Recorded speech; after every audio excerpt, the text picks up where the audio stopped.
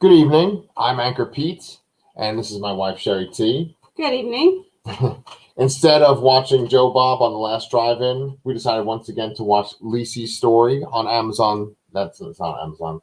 Apple TV. We are live, right? We watched it because we're big fans of Stephen King. Look at this artwork that we bought from an artist in Austin. Stephen King. See, he's the creator, just like Scott Landon, who's played by Clive Owen in this show. Anyway, guys, we are here to talk about episodes 2 and 3, but probably mostly episode 3 because we just watched it. Yeah. Watched episode 2 a couple of days ago. Very fresh in our mind. Yes. Episode 2 was called Blood Bool, and we can talk about some blood in episode 2. And what a blood bool is. And episode 3 was entitled Under the Yum Yum Tree, which had a pretty significant scene that was, I guess, under a yum yum tree.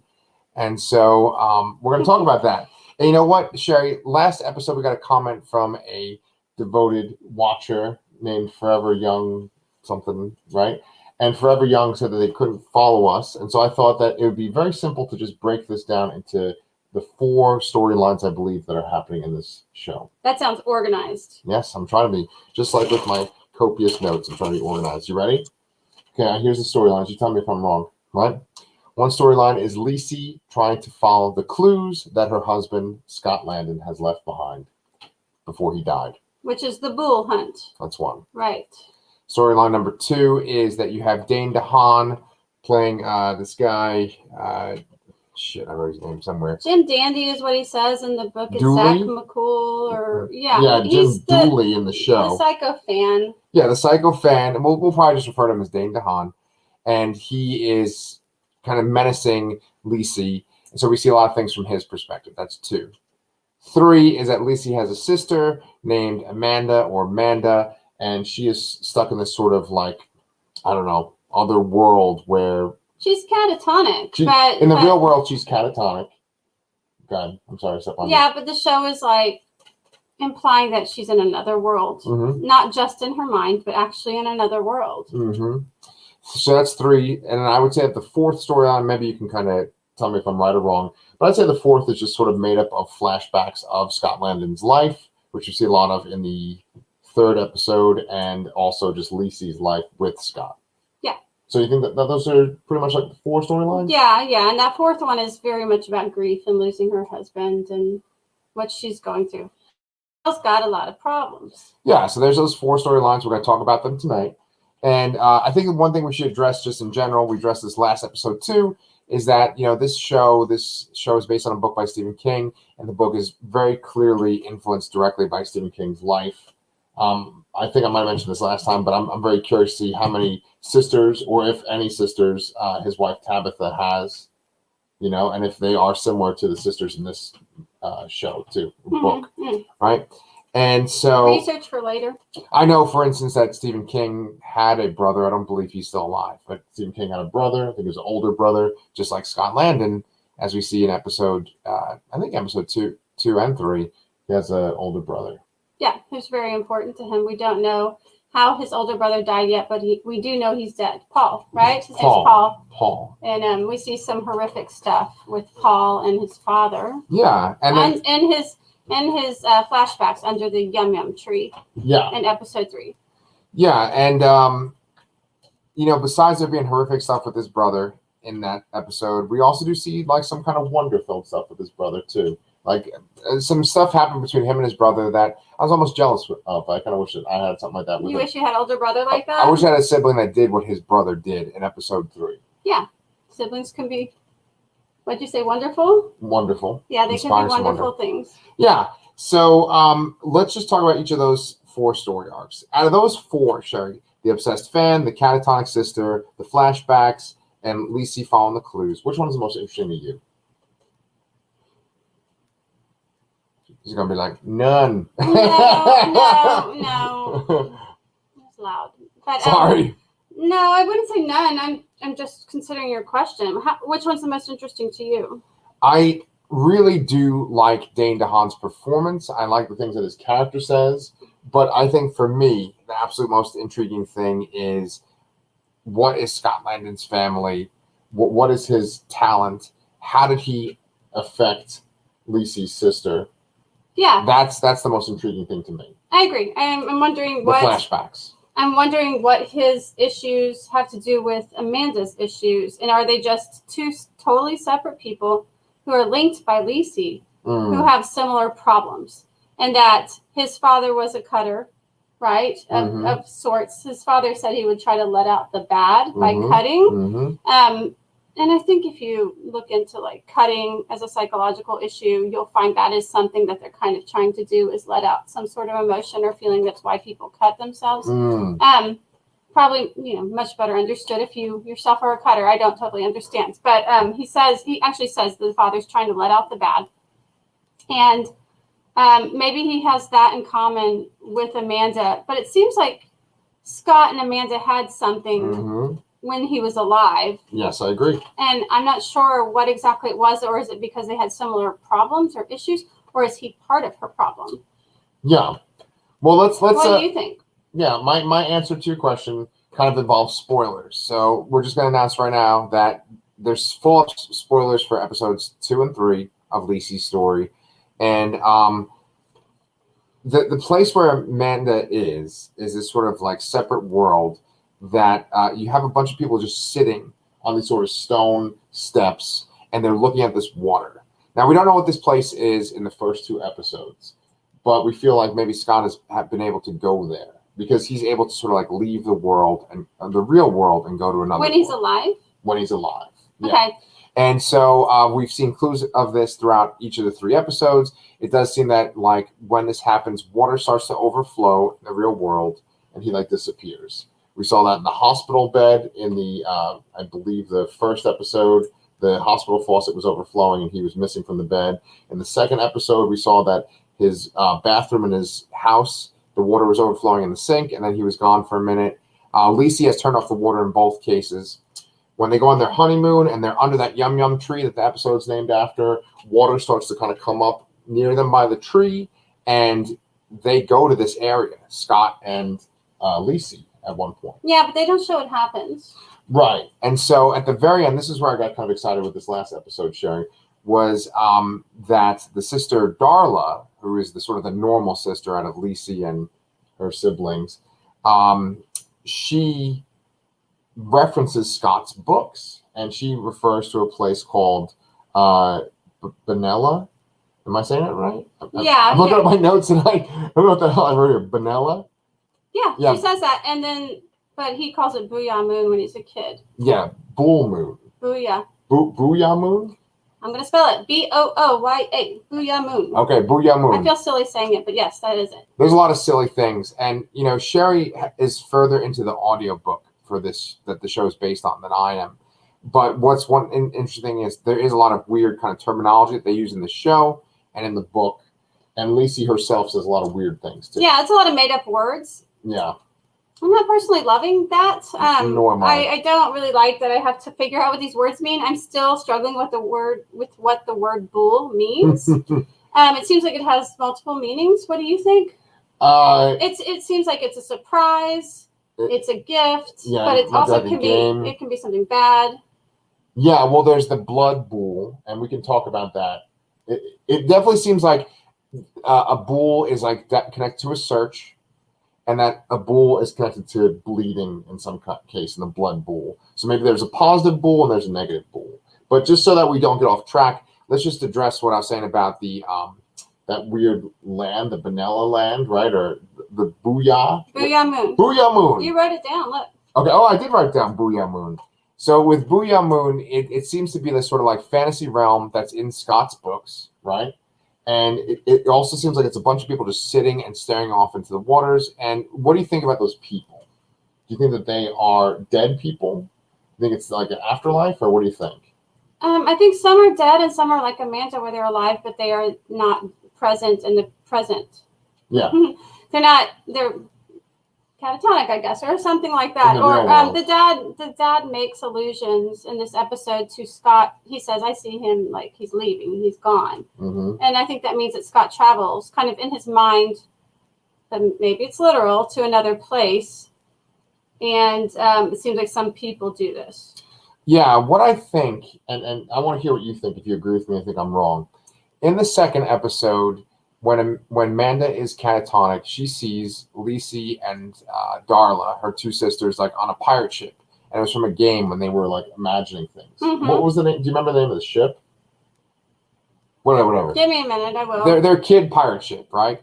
She sees that, and so Hollyhocks. Oh, you are good, man. Good memory. So anyway, on the Hollyhocks, while she's catatonic, she's looking out across these waters, and she sees their ship. So I'm thinking, just to answer your question, I took a long way to answer this. I think that she's always had this ability to kind of go to this place too, that Scott is able to go to, and he's chosen to go to this place, but then also to write about it. Because he's very similar to Stephen King. When they show him as a kid, at one point he's reading a book, and there's like a whole big bookshelf next to him with a ton of books. We know that like Stephen King was always a voracious, is that the right word, voracious reader. And at one point his brother asked him, oh, if you could have one wish, what would it be? And he was like, I want the book Mobile to come back, right? So I think that like Scott is able to go deeper into this sort of imaginary world, and maybe that Manda had that ability too, and that maybe she even brought her sisters there a little bit when they were kids, and that's where the Hollyhocks thing comes from. Right. That's my guess. Okay, but is it just imagination, or is there actual place? I think it's like an actual place, but it's like a place you go in your mind. I don't think it's like a literal place, but maybe Scott literally goes there like physically. Well, it seems like Amanda's there too, and they do mention in episode 3 that it has healing waters. Mm-hmm. But also the ability to fascinate. I don't know what that means exactly. And that there's something guarding the water, something scary. Right. And we've seen glimpses of that too. It's sort of this really tall creature, right? Darla referenced it in this last episode, in episode 3. She called it like the Guardian. Do you remember? Yeah. And then we had a flashback to when Scott was shot, and he described it, and he said that it had many mouths, right? And in the piebald. Right. Piebald. What does that mean again? You looked up the definition for that. It means that there's patchy hair all over it. Oh, okay. That's how this thing is described in the book. It's piebald. He says it in the show too. Oh, he does? I think. Yeah.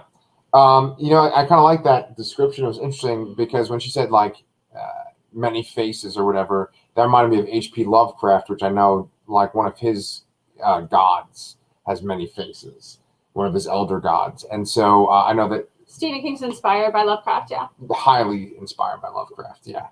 So anyway, do you remember though that Manda says in the second episode, she says something along the lines of like, I'm a half or something. I'm half here, or she calls herself some kind of special thing too. I think that's implying that like she can be half in that world and half in the real world. Sounds like it. And I bet you Scott is all in that world, and then he can come back. That's what I think. Okay. Yeah. They definitely have something in common, and they have some secrets they share, Amanda and Scott, and Lisey is not privy to them, or she's starting to figure things out or find things out. She found a cedar box this episode with pictures and some sort of special piece of fabric from an Afghan. I'm not sure what that is. It looks like a coaster or something to me. Yeah, it holds some sort of significance apparently to Amanda. Yeah. And made Amanda say she wants to go home. She finally starts to speak when she's been not speaking the past few episodes. So we'll have to find out what that means. But Scott was wearing that. He was wearing that in the flashback. Right. So, I mean, I'm kind of wondering if she was in love with him or he just helped her because they were two of a kind. I'm not sure. Yeah. You and I kind of debated whether about that first episode, there's that one scene where he like looks at her like he's going to kiss her. And we were thinking maybe there was a romance there. But then he ended up, like, we were wondering, did he, like, suck something out of her that looked like water, or did he, like, shoot water into her, right? It's healing water, and she got better, so I think he gave her water. That's what I was just about to say, too, is that maybe he took some water from that place, Booyah Moon, and just booyah into her mouth. Yeah, and like, it seems like maybe he is the reason she goes to this world. I mean, you did mention she does maybe go in childhood. Maybe she has some sort of glimpses or something, but it feels like he's pulled her in more. Yeah. Lately, like, why is she just now catatonic, like she was functioning, and so like what's going on now? I'm also wondering, like, I just have some questions about the writing in the show and stuff, like why. I understand that Scott died 2 years prior. Why is everything just now coming up? 2 years later. You know, it's a long time, maybe not a long time, but it's like a significant amount of time where I'm wondering, why didn't it happen 6 months after his death or a week after his death? You know, why did it take 2 years for this bull hunt to begin? Yeah. Do you know what I'm saying? Of course. I think that he was able to kind of predict the future a little bit, and so maybe he knew that there was going to be problems with Dane DeHaan. Yeah. And maybe...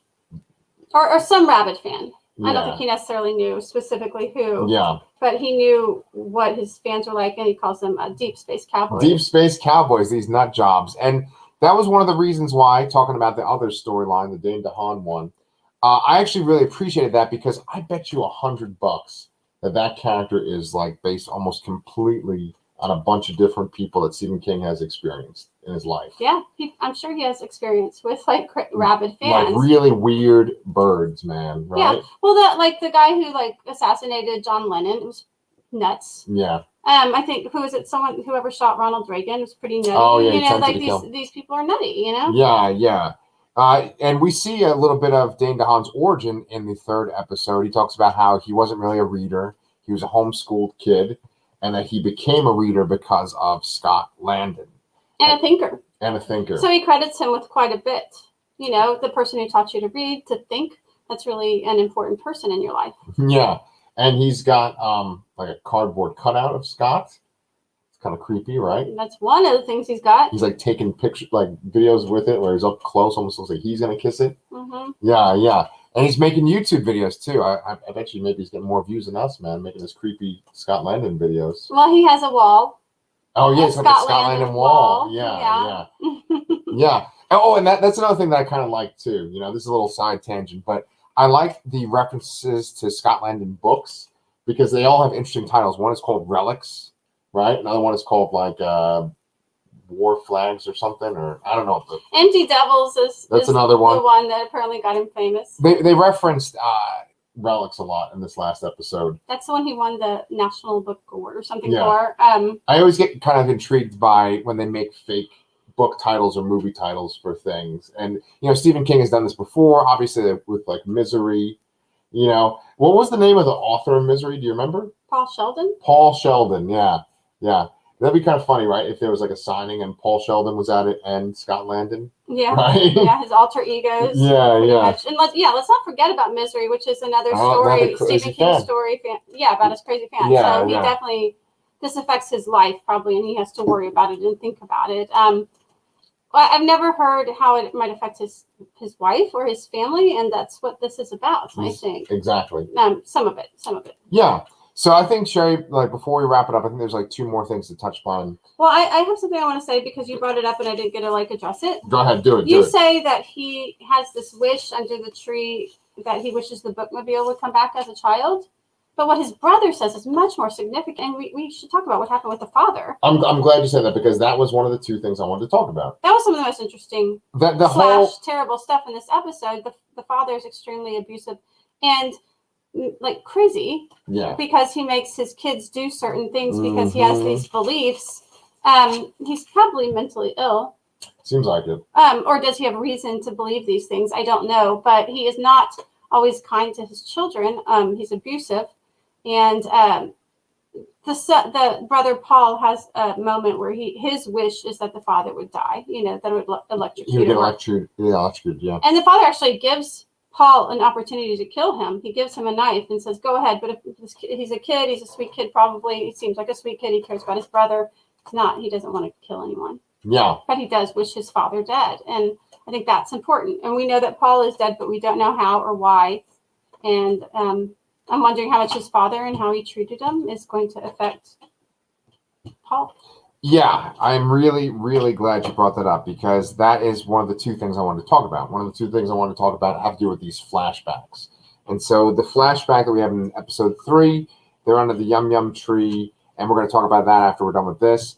But essentially, Scott is describing a scene from his childhood to Lisey, right? Yeah. And it's probably the most intense scene in the show so far, right? Yeah, it was disturbing, hard to watch. It was very hard to watch. I mean, just to kind of recap real quick, essentially Scott's father is holding his brother at knife point while Scott is up in a window of like a barn, and if he jumps down, he's going to hurt himself pretty badly. And the dad is just sort of like threatening to hurt his brother Paul, and he even like cuts his brother Paul at one point. He cuts him on the face. What about just beating him up? He's just smacking him. Oh, he was smacking him. I mean, it's pretty horrible. He wants little Scott to jump from the window. Yeah. He's basically saying like, you have to jump from the window, or I'm going to hurt your brother. No, he does. Yeah, he's like beating him, but then he's like, I'm going to cut your brother. And he does twice. Yeah, he does. He goes to go cut his ear off at one point, Van Gogh him, right? And then Scott finally jumps. Scott finally does jump. And then the father does kind of show some love towards his two sons after he does that. Yeah, I think it's a confusing thing for Scott, because Scott says in another episode, my brother's the only one who loved me before you did, Lisey. He's telling Lisey. Yeah. And he said, oh, and also my father. And I think that means like in his father's demented way, you know, which is. And did you notice the father, after he cut the brother, it was like, go to Booyah Moon or whatever y'all call and get cleaned up. And the one brother's like, and Paul's like, I can't go anymore. And little Scott's like, I'll take you. I can take you. Right. So do you think that's the healing waters, I assume, of Booyah Moon? Right. Why do you think the brother can't go anymore? Is he getting too old, or does he not have the imagination? Or yeah, that's what I think it is. You know, like I said in our previous discussion, like Stephen King kind of has this stuff that he references constantly in all of his books, like in The Shining and Doctor Sleep, and even like kind of crappier books like Dreamcatcher and all that kind of shit. There's always like this like kind of telepathy and special abilities that people have, right? And I think that he kind of alludes to the fact that kids are stronger with these abilities, and as you get older, you don't have these abilities. Like The Shining kind of gets weaker in people as you get older, and you're more exposed to the world. And so I'm thinking that maybe Scott, as a kid, was strong with his ability, and his brother kind of grew out of it. That's what I'm thinking. Yeah, but so what do you think it means that he'll take his brother there? I think that he literally is able to like teleport them to this other world, this Booyah Moon world. Oh, I was thinking maybe tell him a story and kind of like get him in. Could be. See, I'm much more of a fan of it being a metaphor. Yeah, but with Stephen King, it's probably very literal. There's probably actual monsters and everything. Yeah. Like it's kind of not my style. I'm more into like the metaphor, more realism type stuff. Yeah. So I'm sort of struggling with some of this. I do like the Stalker fan. That's realistic. Like I can understand that. I can grasp that. This other stuff I'm having to like kind of try to understand it, try to figure it out. The Blood Bool, which we talked about. Oh yeah. From what I understand, what that is like when Lisey was mad at him for being late for their date, and he's like hours late, from what like 5 hours late. Right. Almost stands her up after he told her they're going to dinner to celebrate. It's just shitty. Oh yeah. You know, but it's kind of forgiven that he's like sort of off in his own world or whatever. I guess it's part of his greatness, but not a nice thing to do to the woman you love, I think. But I don't know if I could be with Scott. I probably could not deal with that. But I forgot what I'm talking about. You're talking about the Blood Bool. The Blood Bool. So when she's mad at him, he's like, I've got it. I know what to do. And she's kind of like, what? So I'm bitching you out. Where are you going? And he goes and cuts his hand through the window. And he kind of offers his bloody hand to her as some sort of gift or apology for being late. And she has this moment where you're crazy. Rightfully so. Yeah, and she kind of has this like opportunity to cut the relationship there because she does see that he's kind of nuts. But the next morning he asks her to marry him, and she agrees. Yeah, so she picks kind of her love for him over what is logically probably sound and safe for her. Yeah. And that I think it's probably going to be a big part of what this is about. Yeah. I mean, like, I don't know what a Blood Bool is versus the Bool hunt or anything like that is yet. I just told you what a Blood Bool is. Like, it's like the sacrifice? Yeah, it's some sort of sacrifice, or in his case, he was apologizing and offering it to her. And I don't know how much of an offering it is, considering he apparently heals really fast. Right. Well, so maybe the Blood Bool is that you're getting something out of you, the evil, right? The cutter thing. Yeah, right? They say it's getting out the bad. And maybe he feels like he was bad for being late. And so this is how he's, like exercise the, which is like kind of very like terrible and childish abuse type thing. Oh, yeah. It's twisted as hell. Yeah, very twisted. Yeah. that scene was also pretty intense when he's just punching. He walks down the block and then starts punching a window of like a store and then cuts himself, right? So there's been a lot of cutting. Even Joan Allen, who plays Amanda, she's cut herself quite a few times in this show. So yeah, she got a hold of some scissors. Yeah, and then there's some really good acting from Jennifer Jason Leigh too, where she's just flipping out on the people in the mental hospital, right? Because like, how did she get these scissors? You're going down. I thought that was really good acting in that part. What do you think? It was upsetting. I had a hard time watching that. Any of the cutting stuff bothers me. And then she also like wrote messages on her arm and on the wall, and they said, "Help me, Lisey." Yeah. Which is, we had to like freeze it and try to read what that said because it was written backwards on the wall. Like The Stand. I mean, not The Stand. Shining. Okay. Like Red Rum. Yeah. Yeah. It said, "Help me, Lisey," and I'm kind of wondering what that means too. Is that Amanda talking to her? Or is that Scott talking through Amanda? Could be that too. Yeah, you never know. Could be either one. I think we have to go a little deeper into the show to find out. Okay. But the last thing I was just going to bring up real quick was one other flashback, and it was the flashback where Scott is telling Lisey about his situation with his father and his brother, and it's at this hotel that right away just looking at it, I was like, oh my god, this is like the Overlook. And then Shari reminded me that like The Shining was influenced by a hotel that Stephen King and Tabitha King went to for their honeymoon.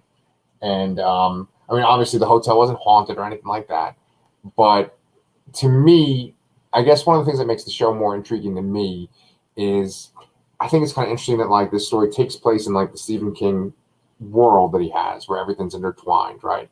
And then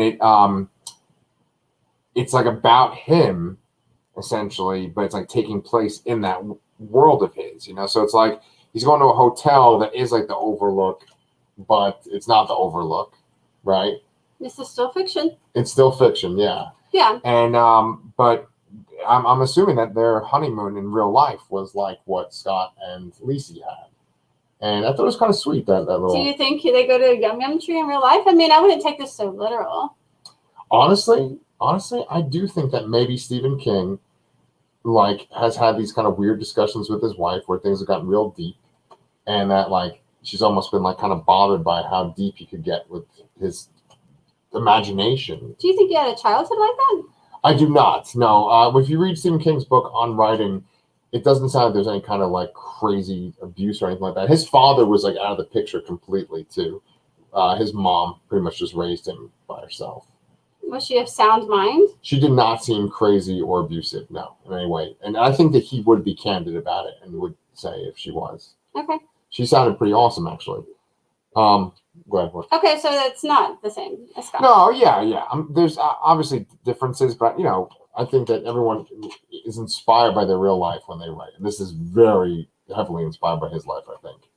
Yeah. There probably wasn't a Yum Yum tree, but maybe the guy that like. We know there's a hotel that they go and stay at, and it's cold and wintry. So, like, they use that in The Shining for a different thing, a haunted hotel, and they use it here as a place where he confesses some serious backstory and secrets to Lisey, who I'm kind of surprised that she is with him for a while and they get married and she doesn't know any of this yet. I guess he's kept it secret, but I just wonder, what are you guys talking about all the time? Yeah. She don't ever ask about his family or anything. Yeah. I don't know. So, Shari, it sounds like you're not as into the show as I am. I just sort of have a few problems with some things I said, Yeah, for me, I actually really, really appreciate the acting. I think Julianne Moore is doing a great job. I think Clive Owen, in his sort of limited role, is doing a good job. I think that I'm really enjoying Jennifer Jason Leigh, and I'm very much enjoying Dane DeHaan. And besides that, I agree. I think he's like the most intriguing, kind of exciting part. And he also, we didn't talk about, he put a bomb off. Oh yeah, at someone else's house. Yeah, as a distraction, so he could go over to Scott and Lisey's house and snoop around. I mean, he walked right up to a book of unpublished manuscripts. I assume he's going to take them. Yeah, I think so. And the episode ends on kind of a cliffhanger where she walks in and he's in there. Yeah. We don't know if like she's gonna see him or not. Yeah. I'm not sure if all 3 episodes were directed by Pablo Larraín, but I know the first one was, and this one was as well. And Stephen King has written each episode, but I'm really enjoying the the visuals of this show and the way that it's directed. You know, the shots, the cinematography. You know. What do you think of real quick, the opening credits, which are very beautiful, and there's like a puppet and a puppet master thing going on? I haven't seen any evidence of that in the show so far, that there's any puppetry going on, but like that could definitely be like a metaphor. Yeah, for like Scott's kind of pulling the strings sort of still, even though he's dead, right? I guess. I don't know who is. Who else would it be? I don't know. Yeah, in the credits, it's kind of interesting because you could say that he's the puppet master pulling the strings for Lisey, but then he kind of dissolves in the. He leaves. I mean, well, in real life, I mean, in the story, he's left her. He's died. Yeah. You know, so like, I'm not sure that's what it is. Yeah. Well, I don't know. It's a cool kind of metaphor though, because at one point he just sort of dissolves into story pages, right? Mm-hmm. I like that. That's what he's left behind, his legacy. Yeah. And then the puppet, like Lisey's puppet, her strings are eventually cut. And she's able to fall, but then she sort of like rises again with her shovel. Yeah, right? with the shovel. Yeah, I like it. You know, she says in this episode that he's putting her on this bull hunt so she can learn to be alone. Right. I'm glad you brought that up. Which is more realistic, I think. Like, that's really what her problem is. I think is getting over Scott. Oh yeah. That's her biggest hurdle. It's been 2 years. She's still struggling. I think that's the biggest problem. But she's got these side problems, like her sister Amanda. What's going on with Amanda? And then she's got this other problem with this like deranged fan. So, but her, like I said, the crux of her issue is how to get on with a life without this man she's loved and been with for 30 years. Yeah. Oh yeah. It's a lot. It's heavy. Yeah, we'll see. And you know, the music for the opening credits does a fantastic job of making it seem epic, right? Music is done by a guy or a creator named Clark. Just as Clark. Clark is the composer. So it's Clark beautiful. I like the music a lot. Did a fantastic job. Yeah. So that is it for our discussion on episodes 2 and 3. You know, we haven't gotten as many responses to this as we did for Mayor of Easttown, but you know, like and subscribe. Yeah, like and subscribe, of course. But what I was gonna say is, you know, Mayor of Easttown turned out to be a big hit, you know, for HBO, and then it was also kind of a big hit for our channel. This, I think, maybe is not for everyone, this show, but I'd really like to hear just what people think about it. If you're Stephen King fans that have read the book, let us know what you think about this versus the book. If you are just going into it cold, you haven't read the book, like, what do you think of this show? Is this interesting to you? So just let us know in the comments, and we will be back next week to talk about episode 4. All right, until then.